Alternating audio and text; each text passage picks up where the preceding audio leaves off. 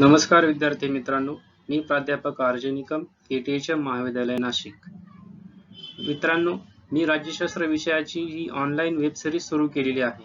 या वेब सिरीजच्या चौथ्या भागाकडे आपण आलेलो आहोत. आपला जो काही मुद्दा चालू आहे मागील 3 सिरीज पासून, तो म्हणजे भारतीय राज्यघटनेची ऐतिहासिक पार्श्वभूमी.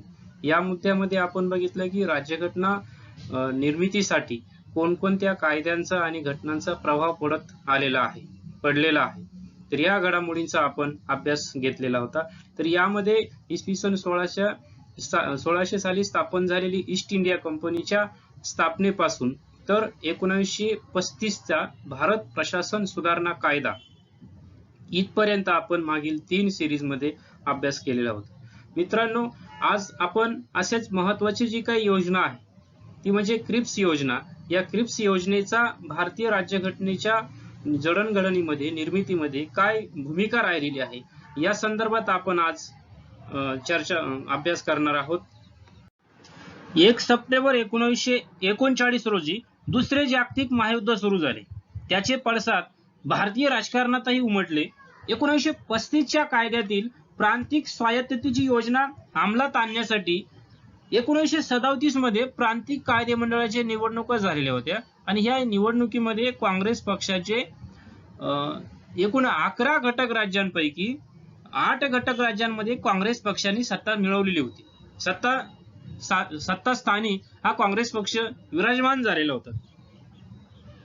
परंतु दुसरं महायुद्ध सुरू झाल्यानंतर भारताचा जो काही व्हाईसरॉय होता त्या व्हाईसरॉयनी की अशी घोषणा केली की भारत सुद्धा दुसऱ्या महायुद्धामध्ये इंग्लंडच्या बाजूने उतरलेला आहे.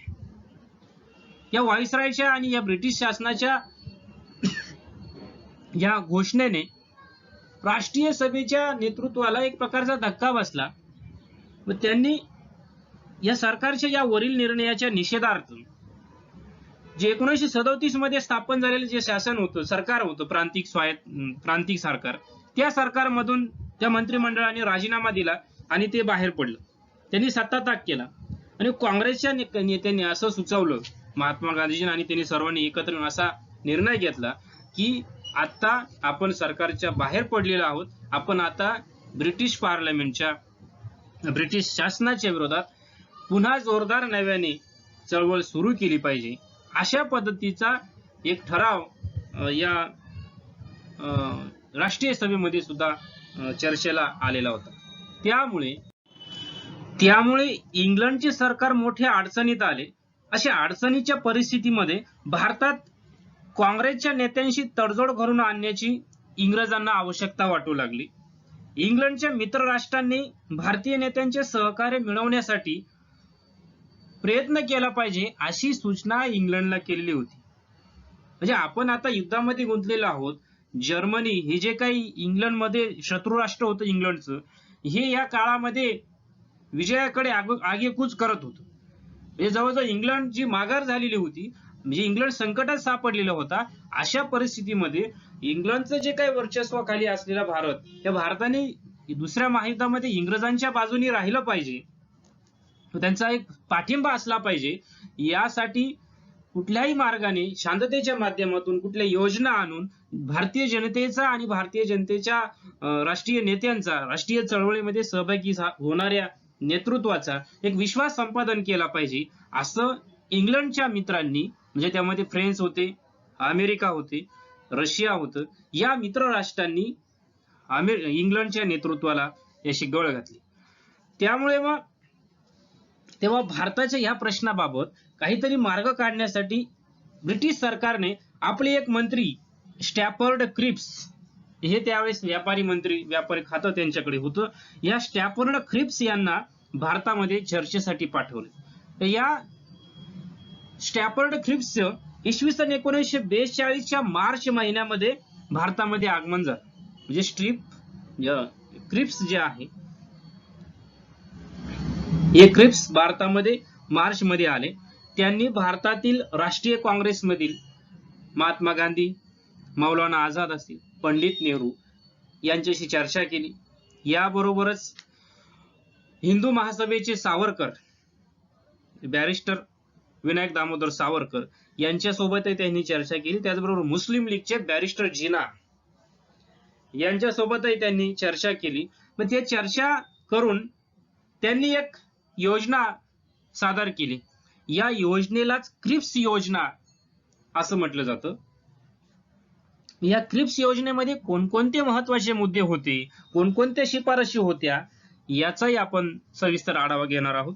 तर या योजनेमध्ये पहिली शिफारस जी होती ती म्हणजे युद्धाच्या समाप्तीनंतर लगेचच भारतात वसाहतीच्या स्वराज्याचा दर्जा असलेले संघराज्य स्थापन करण्यात येईल. म्हणजे भारताला युद्ध समाप्तीनंतर लगेच ताबडतोब वसाहतीचे स्वराज्य देण्यात येईल अशा प्रकारची एक तरतूद किंवा अशा प्रकारचं आश्वासन या क्रिप्स मिशन मध्ये देण्यात आलं होतं. आता वसाहतीच्या दर्जाचं स्वातंत्र्य म्हणजे काय, तर अंतर्गत बाबतीमध्ये भारतीय संघराज्याला हे अधिकार असतील. परराष्ट्रीय पातळीवरती, संरक्षणाच्या पातळीवरती भारत सरकार काही निर्णय घेऊ शकणार नाही, पण अंतर्गत बाबतीमध्ये मात्र भारताचं जे काही कायदेमंडळ आहे ते निर्णय घेऊ शकेल. अशा प्रकारचं हे वसाहती स्वराज्याची संकल्पना आहे. तर ते देण्यात येईल अशी तरतूद त्यामध्ये केली. त्यानंतर दुसरी तरतूद होती युद्धाच्या समाप्तीनंतर म्हणजे दुसऱ्या महायुद्धाच्या समाप्तीनंतर लगेचच संघराज्याची राज्यघटना तयार करण्यासाठी एक घटना समिती बनवण्यात येईल. म्हणजे कुठलाही नवीन राष्ट्र उभा करायचा असेल तर त्याला एका राज्यघटनेची आवश्यकता असते. मग ह्या भारताच्या नवीन संघराज्याच्या स्थापनेसाठी एक नवीन स्वतंत्र राज्यघटनाही निर्माण करण्यात येईल, पण ती युद्ध समाप्तीनंतर, असं या क्रिप्स योजनेत सांगितलेलं होतं. त्यानंतर तिसरी तरतूद त्यांनी केलेली होती म्हणजे घटना समितीमध्ये संस्थानांच्या प्रतिनिधींनाही सहभागी करून घेतले जाईल. म्हणजे भारतामध्ये जे काही संस्थानिक होते त्यांचाही या निमित्ताने विश्वास संपादन करण्याचा प्रयत्न या क्रिप्स योजनेच्या माध्यमातून केलेला होता. नंतर चौथी जी काही तरतूद होती ती म्हणजे घटना समितीने तयार केलेली घटना स्वीकारण्याचे बंधन इंग्लंडच्या सरकारवरती राहणार आहे.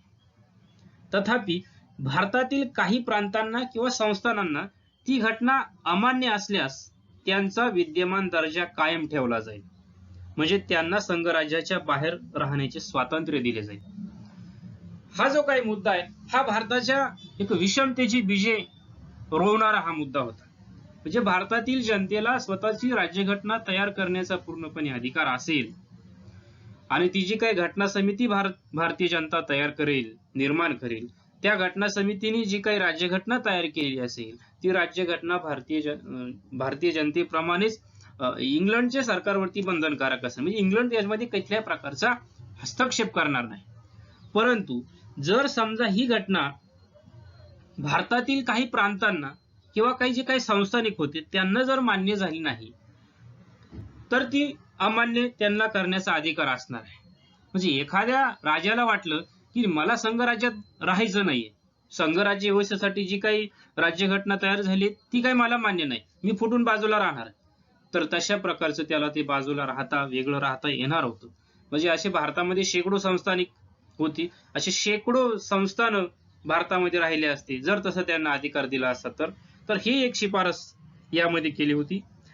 त्यानंतर पुढची शिफारस होती ती म्हणजे नवी राज्यघटना तयार होईपर्यंतच्या काळामध्ये भारताच्या संरक्षणाची संपूर्ण जबाबदारी इंग्लंडच्या सरकारवरती राहील. अशा 5 शिफारशी, महत्वाच्या शिफारशी त्या होत्या. ह्या ज्या काही शिफारशी होत्या ह्या शिफारशी भारतातील कोणत्याही प्रमुख राजकीय पक्षाने ही योजना किंवा ही शिफारशी स्वीकारलेली नाही. त्यामध्ये मुस्लिम लीग आणि राष्ट्रीय सभा किंवा राष्ट्रीय काँग्रेस या पक्षांनी ही योजना स्वीकारलेली नाही. कारण भारतीय राष्ट्रीय काँग्रेसच्या नेत्यांना या योजनेमध्ये देशाची विभाजनाची बीजे दिसलेली होती. तुम्हाला मगाशी सांगितले की राज्यघटना निर्मितीची जी काही प्रक्रिया असणार आहे आणि राज्यघटना निर्माण झाल्यानंतर ही राज्यघटना या संस्थानिकांवरती बंधनकारक नसणार आहे.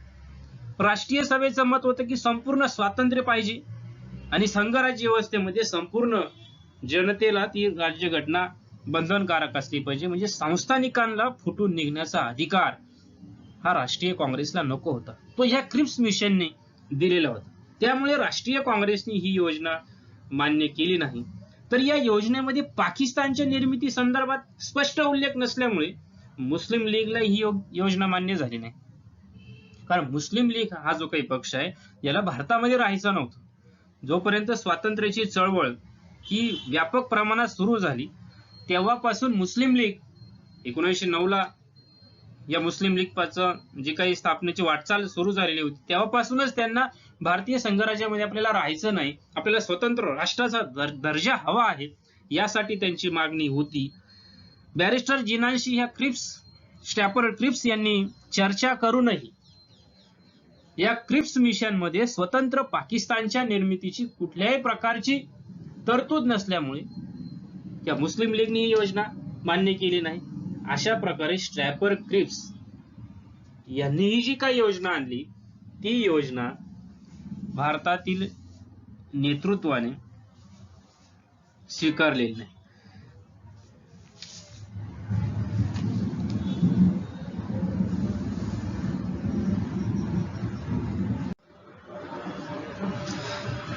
या योजनेच्या शिफारशीवरून राष्ट्रीय नेतृत्वाला असा विश्वास झाला की ब्रिटिश सरकार भारताला आता पूर्णपणे स्वातंत्र्य देणार नाही. ही जी काही समजूत आहे किंवा हा जो काही विश्वास आहे ब्रिटिशांविषयी हा भारतीय जनतेलाही झाला आणि राष्ट्रीय नेत्यांनाही झाला. त्यामुळे 8 ऑगस्ट 1942 रोजी मुंबई येथे काँग्रेसचे अधिवेशन भरलं होतं. या काँग्रेसच्या अधिवेशनामध्ये चले जाव असा ठराव संमत झालेला होता. तो भारतीय जनतेने संमत केला किंवा राष्ट्रीय सभेने संमत केला. ब्रिटिशांनी भारत सोडून निघून जावे अशा प्रकारचा हा ठराव या ठरावामध्ये सांगितलेलं गेलेलं होतं. महात्मा गांधीजींच्या नेतृत्वाखाली संपूर्ण देशभर ही चळवळ चले जाव सुरू झाली. अर्थात ब्रिटिश सरकारने दडपशाहीच्या माध्यमातून गोळीबार करून, लाठीचार्ज करून, आंदोलनकर्त्यांची धरपकड करून हा जो काही लढा आहे, चले जावची चळवळ आहे, हा लढा दडपण्याचा प्रयत्न भरपूर प्रमाणामध्ये केलेला होता. त्यामध्ये राष्ट्रीय नेत्यांच्या काही राष्ट्रीय नेत्यांना सुद्धा धरपकड केली, तुरुंगात डांबलं गेलं. पण तरी सुद्धा हा जो काही लढा आहे हा लढा कमी व्हायला तयार नव्हता. त्यामुळे ब्रिटिशांनी आता पुढची प्रक्रिया काय करायची, भारतीय जनता हे ऐकत नाहीये, ती स्वराज्याच्या मागणीवरती ठाम आहे आणि दडपशाहीच्या माध्यमातून आपण दीर्घकाळ भारतीयांवरती राज्य प्रस्थापित करू शकत नाही. 2-4 वर्ष ही जी काही प्रक्रिया आहे, हा घटनात्मक पेच आहेत भारतीय राजकारणामधील, हा तसंच राहिला. ब्रिटिश सरकारने याकडे लक्ष दिलं नाही. परंतु 1945 मध्ये दुसरे महायुद्ध समाप्त झाले. इंग्लंड व त्याची मित्र राष्ट्रांना या युद्धामध्ये विजय संपादन करता आला किंवा विजय त्यांना प्राप्त झाला. 1945च्या जून महिन्यामध्ये इंग्लंडमध्ये सार्वत्रिक निवडणुका पण झाल्या. या निवडणुकीमध्ये मजूर पक्षाचा विजय झाला आणि लॉर्ड ॲटली हे या इंग्लंडचे पंतप्रधान बनले. हा मजूर पक्ष जो आहे हा पक्ष सुरुवातीपासूनच भारतीय स्वातंत्र्याच्या प्रश्नावरती भारताला अनुकूल भूमिका स्वीकारत राहिलेला होता. त्यामुळे मजूर पक्षाच्या या विजयाने भारताच्या स्वातंत्र्याचा मार्ग एक बराचसा प्रशस्त झालेला दिसून येत होता. मग लॉर्ड ॲटली जे ब्रिटिशचे पंतप्रधान होते यांनी भारताला लवकरात लवकर स्वातंत्र्य देण्यात येईल अशा प्रकारची घोषणा केलेली होती. मग या प्रश्नावर सविस्तर विचार विनिमय करण्यासाठी इंग्लंडच्या मंत्र्यांचे एक शिष्टमंडळ भारतात पाठवण्याची घोषणाही भारत मंत्री सर पॅथिक लॉरेन्स यांनी केलेली होती. मग हे जे काही शिष्टमंडळ होतं हे शिष्टमंडळ म्हणजे त्रिमंत्री योजना, यालाच कॅबिनेट मिशन असं म्हणतात. ही कॅबिनेट मिशन जे आहे हे भारत भेटीवरती आलं. ह्या भारत मंत्र्यांच्या जे सर पॅथिक लॉरेन्स यांच्या घोषणेप्रमाणे इंग्लंडच्या मंत्रिमंडळातील 3 मंत्री म्हणजे स्वतः sir Pethick Lawrence, sir Stafford Cripps आणि अल्बर्ट अलेक्झांडर या 3 सदस्यांची एक शिष्टमंडळ मार्च 1946 मध्ये भारत भेटीवर आलेले होते. या शिष्टमंडळालाच कॅबिनेट मिशन असे म्हणतात. कॅबिनेट मिशनने भारतातील निरनिराळे राजकीय पक्ष, राजकीय नेते व संघटना यांच्याशी भारताच्या स्वातंत्र्याच्या प्रश्नावर सविस्तर चर्चा केली आणि त्यांच्या आधारे त्यांनी निरनिराळ्या राजकीय पक्षांच्या मागण्यांचा समन्वय साधणारी एक योजना तयार केली. या योजनेलाच कॅबिनेट मिशन योजना किंवा त्रिमंत्री योजना असं म्हणतात. मग ह्या त्रिमंत्री योजनेमध्ये काय काय शिफारसी होत्या याचाही आपण आढावा घेणार आहोत.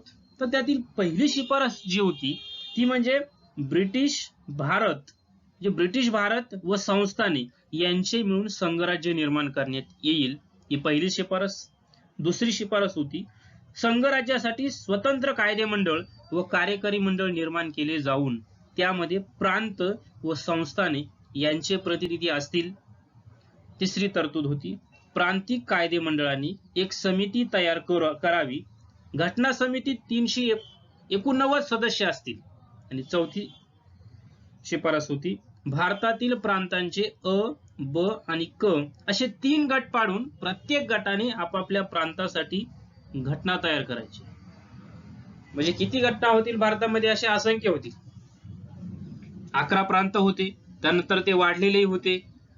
म्हणजे प्रत्येक प्रांताने जर अशी वेगवेगळी घटना केली तर अशा किती राज्य घटना होतील? तर ही थोडीशी भारतीय राष्ट्रीय नेत्यांना न आवडणारी ही तरतूद होती. त्याच्यानंतर 5वी तरतूद होती दर 10 वर्षांनी घटनेत दुरुस्त करण्याचा अधिकार प्रांतांना देण्यात आला. आणि जोपर्यंत घटना निर्मितीचे कार्य पूर्ण होत नाही तोपर्यंत हंगामी सरकार स्थापन करण्याचा अधिकार देण्यात येईल. भारतातील प्रमुख राजकीय पक्षांचे सदस्य या घटना समितीमध्ये असतील. त्यानंतर 7वी जी काही तरतूद आहे म्हणजे भारताला ब्रिटिश राष्ट्रमंडळातून बाहेर पडण्याचा अधिकारही देण्यात आला. ह्या ज्या काही तरतुदी होत्या ह्या तरतुदी सुद्धा भारतीय राष्ट्रीय सभेला, मुस्लिम लीगला काही मान्य नव्हते. पण तरी सुद्धा भारतातील राजकीय पक्षांनी ही जी काही योजना आहे, या जे काही शिफारशी आहे, या शिफारसी स्वीकारलेल्या होत्या. कारण सद्यस्थितीमध्ये त्याला काही पर्याय नव्हता. कारण जर ही योजना स्वीकारली नाही तर भारताचं स्वातंत्र्याचं जे काही मार्ग आहे हा काही दिवस पुन्हा बंद होणार होता. पुन्हा चर्चेचं गुऱ्हाळ सुरू होणार होतं. पुन्हा वेगवेगळे कमिशन येतील, त्यामध्ये खूप सारा वेळ जाणार होता. त्यामुळे राष्ट्रीय काँग्रेसला या योजनेतील तरतुदी मान्य नव्हत्या. तरी सुद्धा राष्ट्रीय काँग्रेसने याला संमती दिली. पण मुस्लिम लीग मात्र याच्या विरोधात होता. कारण यामध्ये पाकिस्तानची जी काही निर्मिती आहे या पाकिस्तानच्या निर्मितीचा मागणीचा विचारच केला नाही. त्यामुळे हा मुस्लिम लीग पक्ष नाराज झालेला होता. त्याचबरोबर त्रिमंत्री योजनेनुसार हंगामी सरकार निर्माण करण्याचं ठरवलेलं होतं. पण तो काँग्रेस आणि मुस्लिम लीग या दोन्ही पक्षांनी या हंगामी सरकारमध्ये भाग घेण्याला नकार दिला. तेव्हा मग 16 जून 1946 रोजी व्हाईसरॉयने अशी घोषणा केली की हंगामी सरकार स्थापन करण्यासाठी काही प्रतिष्ठित व्यक्तींना पाचारण करीत आहोत. ती घटना समितीच्या निर्मितीला किंवा घटनेच्या निर्मितीला मदत करतील. या व्हाईसरॉयने अशा प्रकारे 14 नावे घोषित केले. परंतु काँग्रेस पक्ष व मुस्लिम लीग यांनी 16 जूनलाच लगेच ही घोषणा अमान्य केली. या गव्हर्नर जनरलने 22 जुलै 1946 रोजी एक योजना आणली. या योजनेमध्ये दोन्ही पक्षांच्या नेत्यांकडे ही योजना पाठवली. हंगामी सरकारबाबत ही जी काही योजना होती ही काँग्रेसने पुन्हा अमान्य केली. मुस्लिम लीगने ही योजना फेटाळून लावली. तेव्हा ब्रिटिश सरकारने काँग्रेस व इतर पक्ष यांच्या मदतीने हंगामी सरकार स्थापन करण्याचा प्रयत्न केला. म्हणजे ही जी काही योजना होती नंतरच्या काळात ही काँग्रेस पक्षाने मान्य केली. 22 जुलै 1946 रोजी ही जी काही योजना आणली हंगामी सरकार निर्माण करण्याची ती काँग्रेसने मान्य केली. परंतु मुस्लिम लीगने मान्य केलेली नव्हती. तुम्हाला मगाशी सांगितलं मी की काँग्रेसने ही योजना मान्य केली नाही, परंतु नंतरच्या काळामध्ये ती मान्य केलेली होती. कारण तुम्हाला हे सांगण्याचं हेच कारण आहे की ही योजना जर मान्य केली नाही तर मगाशी सांगितल्याप्रमाणे या चर्चेचा गुऱ्हाळ असंच कायमस्वरूपी राहील. मग स्वातंत्र्य केव्हा मिळेल? त्या प्रकारे आहे त्या पद्धतीने आपण पुढे जाऊया. टप्प्याटप्प्याने यामध्ये आपल्याला सुधारणा करता येईल ही भूमिका काँग्रेस पक्षाची होती. मग काँग्रेस पक्षाने याला मान्यता दिलेली होती. पण मुस्लिम लीग मात्र यावर ठाम राहिलेलं होतं. तर अशा पद्धतीने ह्या त्रिमंत्री योजनेचा ज्या काही शिफारशी आहे शिफारशी आपण बघितलेल्या आहे. या त्रिमंत्री योजनेतील सगळ्यात महत्वाची होती की घटना समितीची निर्मिती करायची होती. ही जी काही घटना समितीची निर्मितीची प्रक्रिया जी आहे, मग त्यामध्ये घटना समितीच्या निवडणुका घेणं, तिचं कामकाज बघणं, याविषयी सविस्तर अभ्यास आपण पुढच्या सिरीजमध्ये करणार आहोत. तोपर्यंत आपण इथंच थांबूया. धन्यवाद.